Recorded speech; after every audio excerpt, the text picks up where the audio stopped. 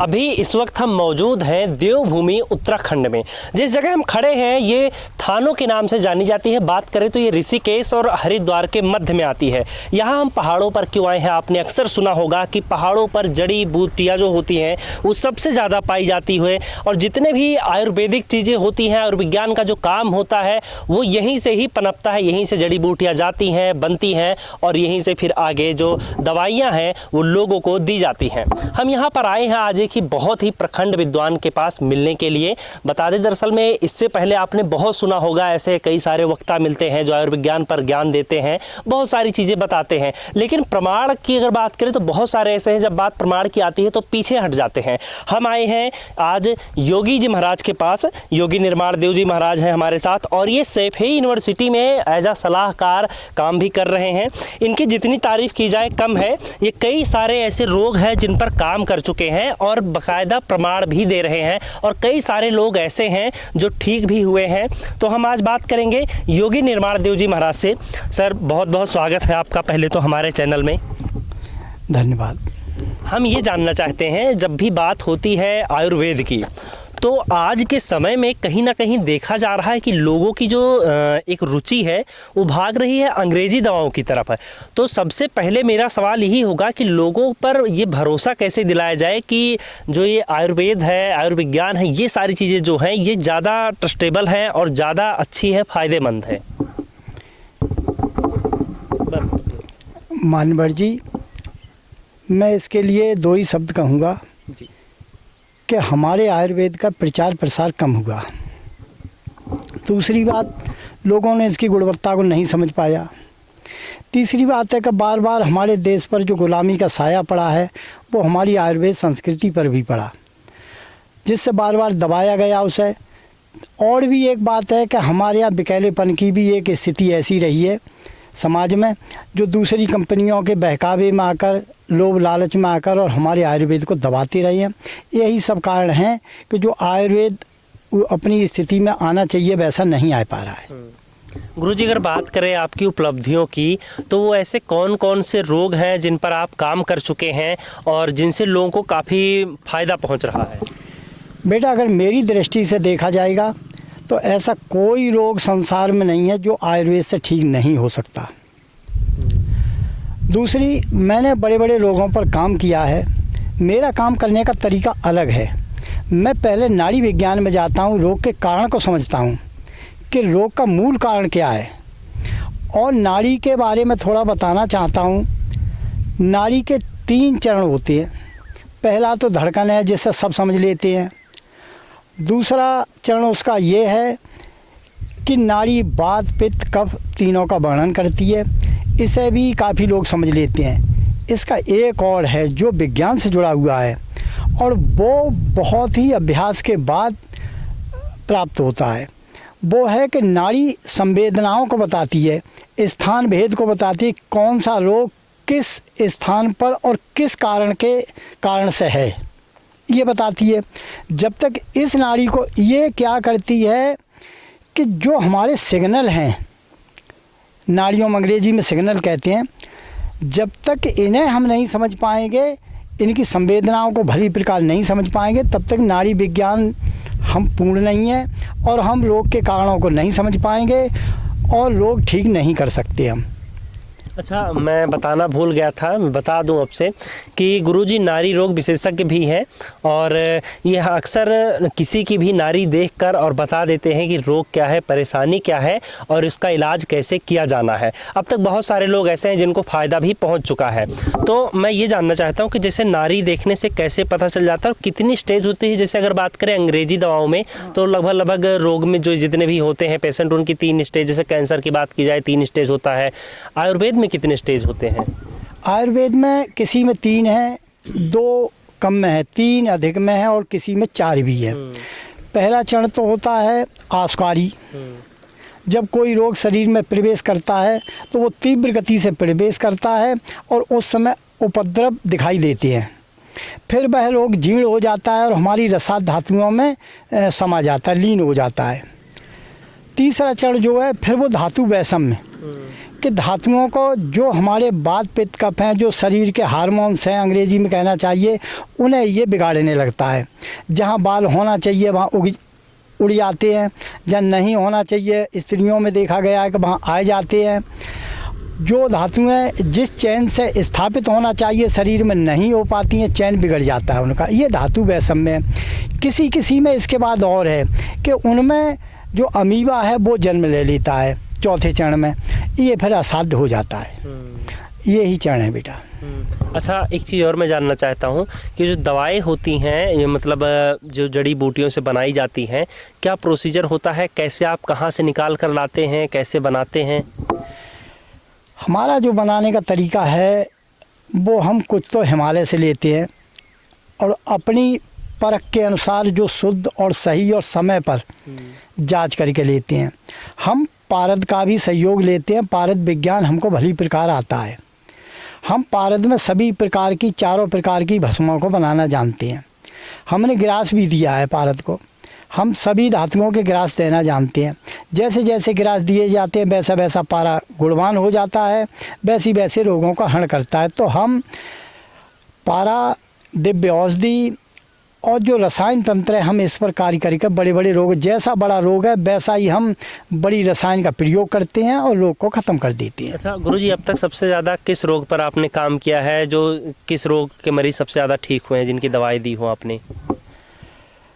वैसे तो बेटा सभी असाध्य रोगों पर काम किया है हमने, और जिनके प्रमाण भी आप जितना डालना चाहो उतने हैं हमारे पास। जो लोग ठीक हुए हैं, जिनकी पहले की भी रिपोर्टें हैं, बाद की भी हैं, ऐसी कम से कम सैकड़ों की तादाद में है।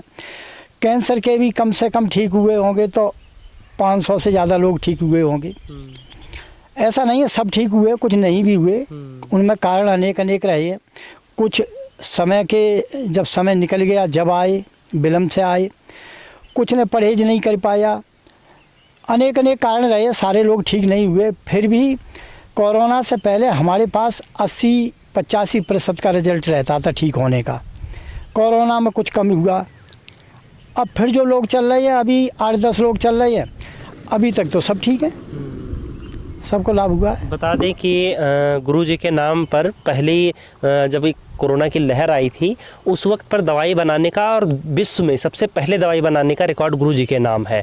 वो कैसे हुआ था गुरुजी, वो थोड़ा सा बताइए। बेटा जब ये कोरोना शुरू हुआ था तो पिछली ये शुरू में जब अप्रैल पहली में ये कोरोना भारत में दिखाई दिया था, तो एक डॉक्टर हैं राजकुमार, जो नीरो के सर्जन हैं अच्छे, भारत में उन्हें सभी जानते हैं, बहुत ईमानदार और कर्मठ व्यक्ति हैं। और भी है हमारे महापात्रा जी वगैरह, और भी लोग हैं। तो इन्होंने कहा गुरुजी आप ही कुछ कर सकते हो इस विश्व की महामारी से बचाने के लिए, और कोई नहीं कर सकता। तो फिर मैंने आयुर्वेद पर काम किया। उसमें दिव्य औषधियों का, पारा का, और मैंने रस उपरस यानी जो कहना चाहिए, इन धातुओं सबका मैंने सम्मिश्रण करके एक 12 घटकों से एक औषधि बनाई जिसका नाम था राज निर्माण बटी। पहली बार ये जो है 30 लोगों पे दी गई। मात्र 4 से 5 दिन में इसने उनमें से 25 लोग ठीक किए। 2-4 लोगों को 6 दिन 7 दिन भी लगे। फिर इसके ट्रायल इसी तरीके से करते करते जो सभी ट्रायल होते हैं RCT वगैरह, सब में ये खरी उतरी अपनी जगह पर। 94 अंकों से पास हुई। हम तो नहीं जानते 94 अंकों से किस प्रकार से क्या किया जाता है, लेकिन जो डॉक्टर बताते हैं। विश्व में रिकॉर्ड है, ऐसी कोई दवाई नहीं है जो इतने ऐतिहासिक इतने अंकों से जो सफल हुई हो। अब उसके बारे में रिट डाल दी गई है उसे कोरोना लिखने की अनुमति के लिए, वो तो एक अलग है। लेकिन फिर भी 3 जो विश्व लेवल के जो पत्रिकाएं होती हैं, शोध पत्रिकाएं, उन 3 में जो सबसे बड़ी वाली हैं उनमें छप चुकी है ये हमारी।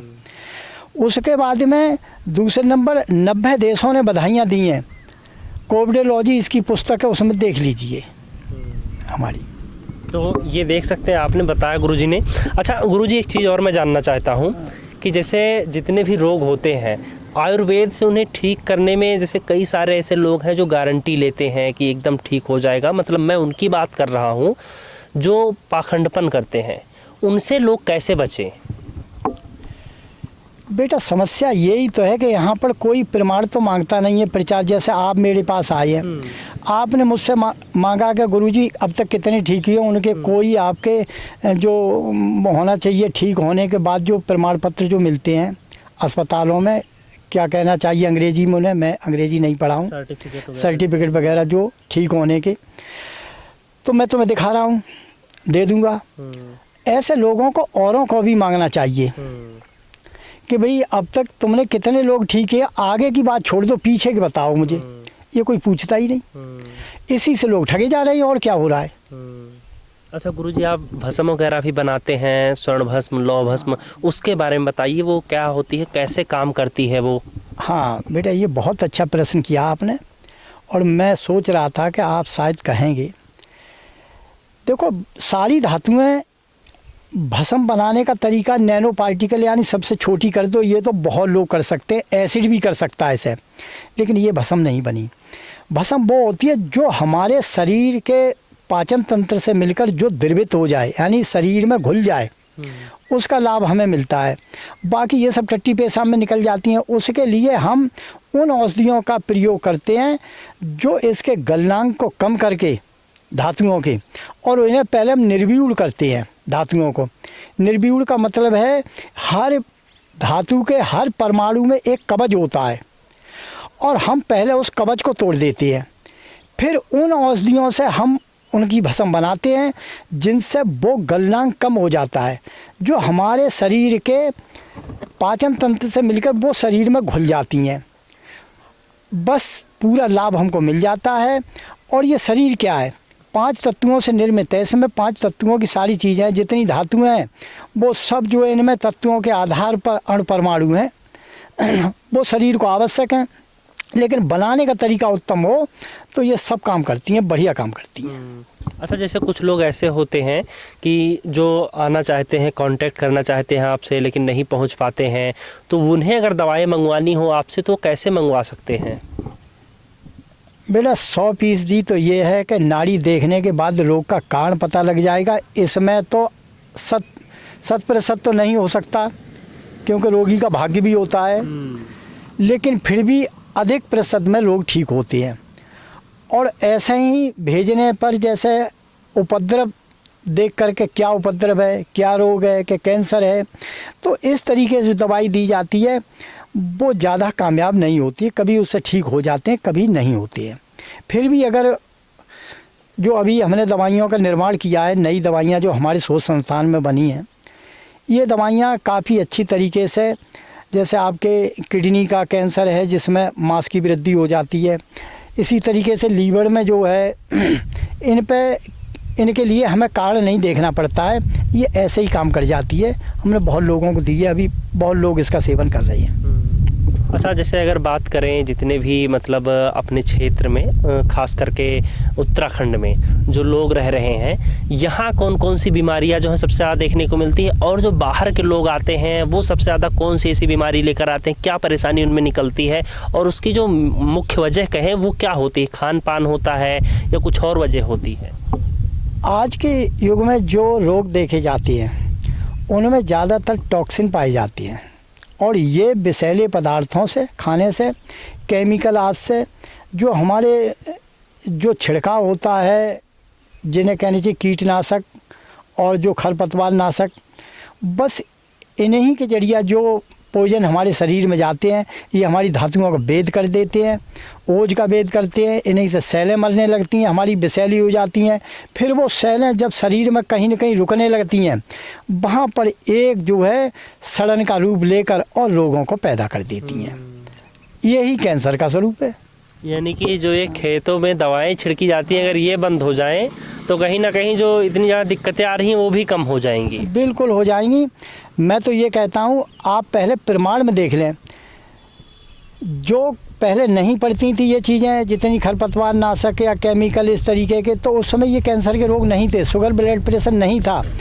अब मैं इस समय शुगर ब्लड प्रेशर पर काम कर रहा हूँ, लेकिन दिक्कत ये आ रही है कि उन्हें शुद्ध खाने की तरफ कैसे, अशुद्ध खाने से कैसे बचाया जाए। रोग तो मैं ठीक कर दूंगा, ब्लड प्रेशर शुगर में दोनों एक दवाई से ठीक कर दूंगा।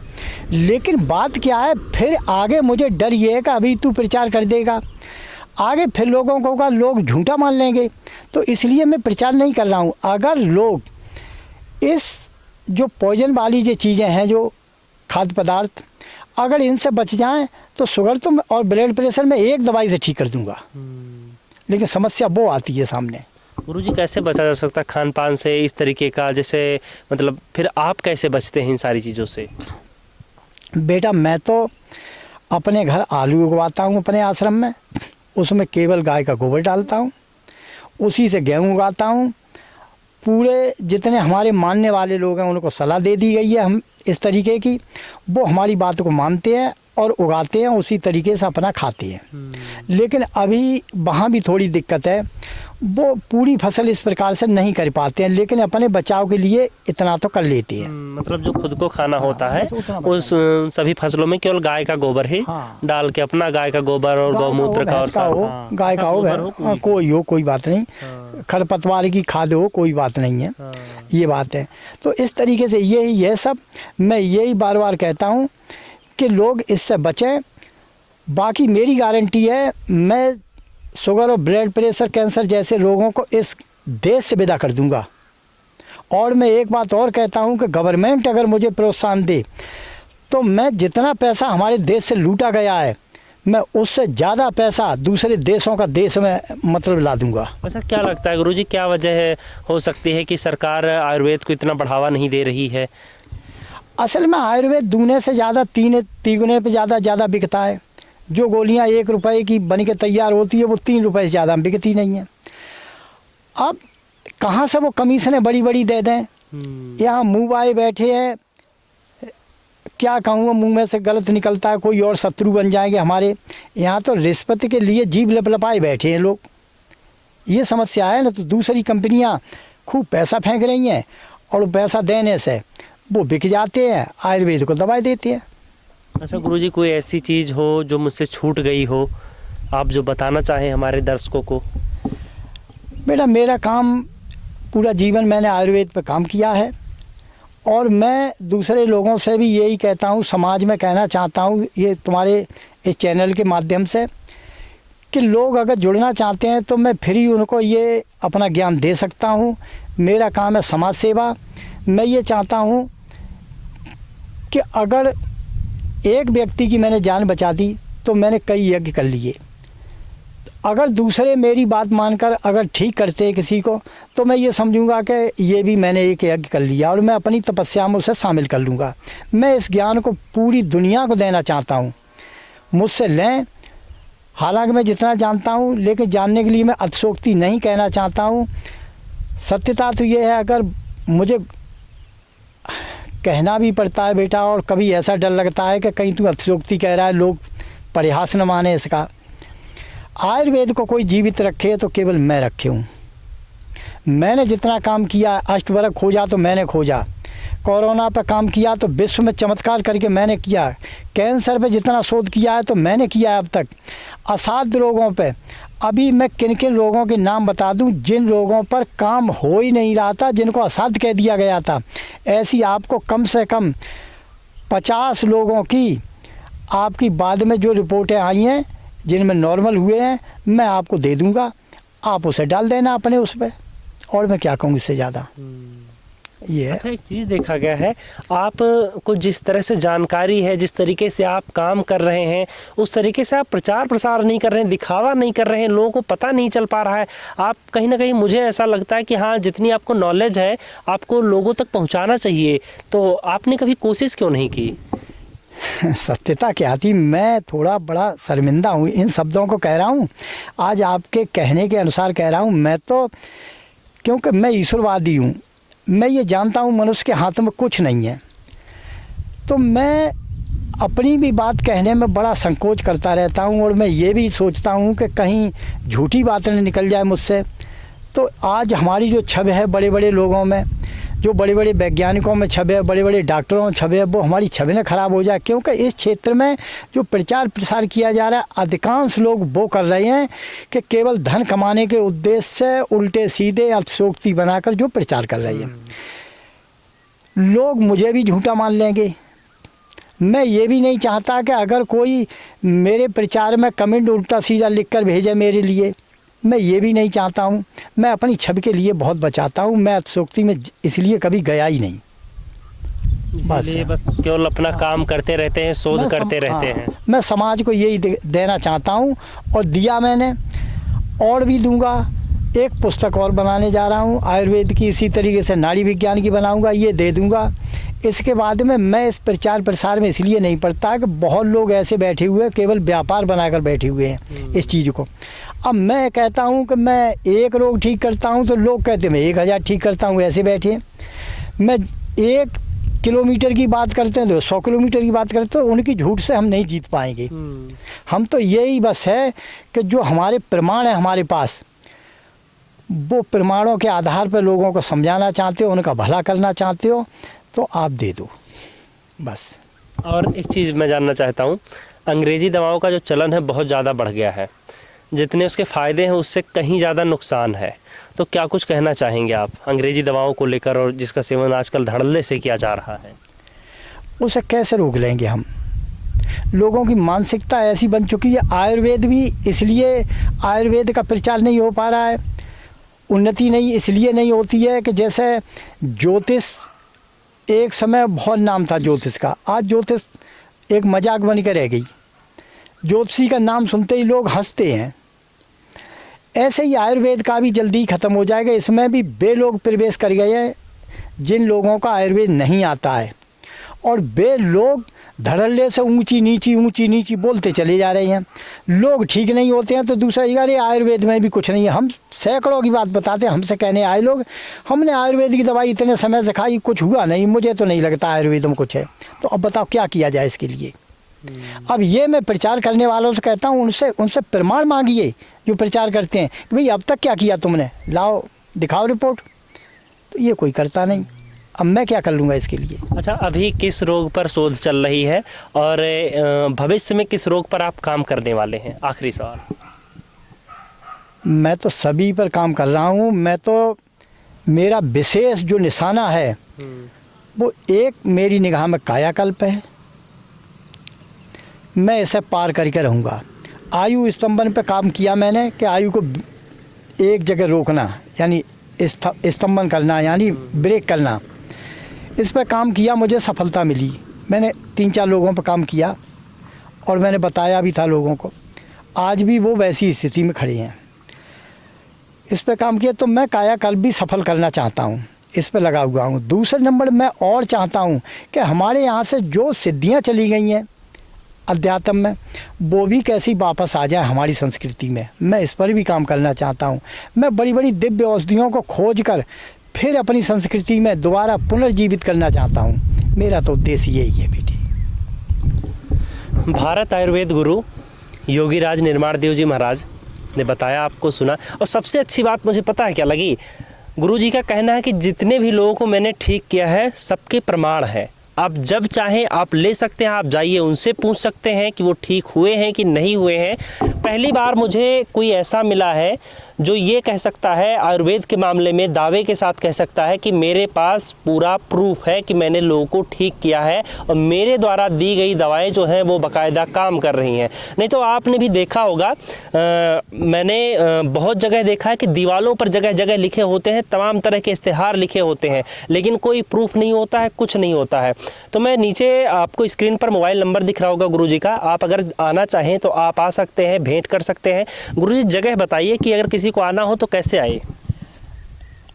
इस समय हम डोहीवाला में रहते हैं और एक फार्मेसी, मतलब अस्पताल रूपी या फार्मेसी रूपी हमारी कासगंज के पास, कासगंज ज़िले में गंजडुंडवारा के पास गांव मस्तीपुर में है। उधर के लोग आने वाले एक दिन रख दिया जाएगा, चाहे तो वहाँ डॉक्टर रहते हैं हमारे, तो एक दिन हमारे दिशा निर्देशन में काम करते हैं। यहाँ भी फार्मेसी हमारी धर्म दर्शन त्रैविद्या अनुसंधान केंद्र के नाम से, वहाँ हरिकुल के नाम से है। तो इधर के लोग यहाँ हमसे मिल सकते हैं और वहाँ भी हम ऐसा दिन दे देंगे, कुछ दिन समय दे देंगे, उस समय हमारे डॉक्टर और हम वहाँ मिल जाया करेंगे। तो अगर कोई गुरुजी से मुलाकात करना चाहता है तो नीचे स्क्रीन पर दिख रहे मोबाइल नंबर पर कॉल करें और गुरुजी से बात कर लें और उसके बाद में आकर मुलाकात कर सकता है। फिलहाल इस वीडियो में इतना ही। अगर आपने अभी तक चैनल को सब्सक्राइब नहीं किया है तो सब्सक्राइब जरूर कर लें।